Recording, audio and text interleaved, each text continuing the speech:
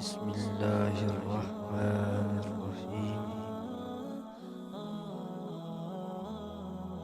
حضرت ابو سعید خدری رضی اللہ تعالیٰ عنہ سے روایت ہے کہ نبی صلی اللہ علیہ وسلم نے فرمایا، اللہ عز و جل اہل جنت سے فرمائے گا، اے اہل جنت، وہ کہیں گے لبیک اے ہمارے رب، زہ نصیب کے تیرے سامنے حاضر ہیں اور بھلائی تیرے ہاتھوں میں ہے۔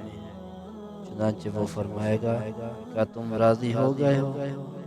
وہ سب کہیں گے، ہم راضی کیوں نہ ہوں، اے ہمارے رب، جب کہ تو نے ہمیں وہ سب کچھ عطا کر دیا جو تو نے اپنی ساری مخلوق میں سے کسی کو عطا نہیں فرمایا۔ وہ فرمائے گا، کیا میں تمہیں اس سے بھی بہتر عطا نہ کروں؟